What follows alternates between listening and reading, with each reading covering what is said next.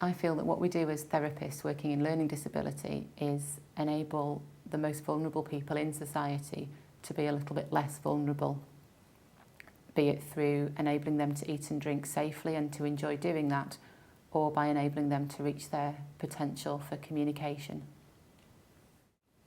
I believe very strongly that the right to communicate is a fundamental right that everybody has, and I can't imagine how awful it must be not to have my own voice and not be able to use my communication skills to make choices about my own life, to make my own decisions, to be involved in decisions around my life and my healthcare, to build relationships, to make friendships, to be able to get across what I want to say and to understand what other people are saying to me. And those are the key things that we work on with people with learning disabilities. So if they haven't got those skills already, then we can build on those and we can find ways around it. So we see people from approximately 16 years old, it's whenever they leave full-time education, all the way through till death. So there's no upper age limit on our service. We see people with the full spectrum of learning disabilities, right through from people who are quite able through to people who perhaps have profound and multiple learning disabilities. We take referrals for people who have communication needs and also who have dysphagia, so eating and drinking needs. So our role would be to help them enjoy eating and drinking safely or to work on their communication with them. So with dysphagia, we might see people on a one-to-one basis and assess their eating and drinking to find out perhaps what the specific difficulties are that they're having. And then we find that there may be some very small things that we can suggest that will make a huge difference. So perhaps it's the type of cup that they're using or the consistency of the food that can be changed that will mean that they can continue to eat and drink safely.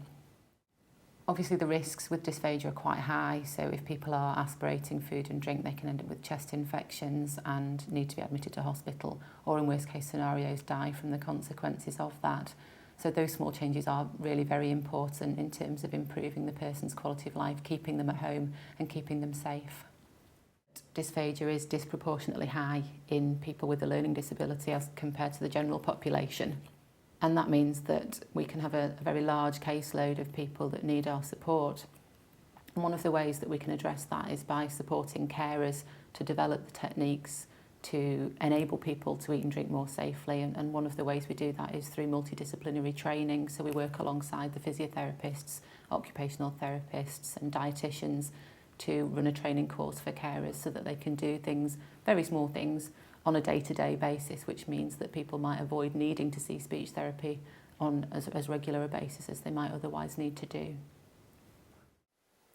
Every individual has a unique way of communication. They've got their own unique style. We work under the guidance and supervision of speech and language therapists to provide the best possible programme to encourage their speech and language, their communication.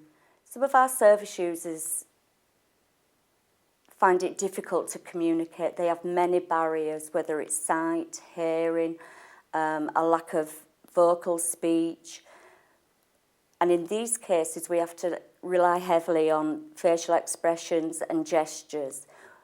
We get to know that person very well, offer them a wide variety of experiences, tastes, and read their faces, if they smile, if they turn away, if they frown, or if they put their arm up or push the plate away. We make a note of it all and we pass on this information. And at these times we call upon the speech and language therapist to come in and help us the best way to communicate and devise programmes for that service user. And quite often when we put programmes into place, we'll see a difference in that person. We'll enrich their life. We'll make them happy and relieve the stress. The speech and language therapists provide an invaluable service for the client group I work with, which is mainly complex health needs. They offer support in feeding and swallowing, making care plans, devising forms, formats, signs and symbols, and a method of communication with each individual. Basically, a placemat is just a A4 piece of paper split into different sections offering information regarding types of environments, equipment that individual might need and use, what's the best possible way to assist that individual in the requirements they need in feeding, positioning.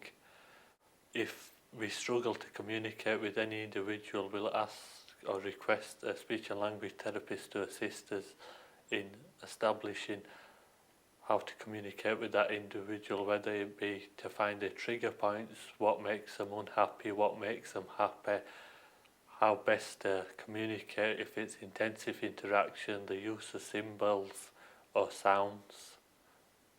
The speech and language therapist actually set up a communication course group which identifies certain individuals that are having difficulties in communication. Within this group we'll try different methods of communication and try to establish the best possible method of communication whilst using sound, symbols, touch, tactile stuff, all different methods. Once someone's developed a way of communicating, they can express the choices, needs and wants they have in all aspects of life, whether that's sessional activities, food and drink, or just any basic choices they want to get across to the general public.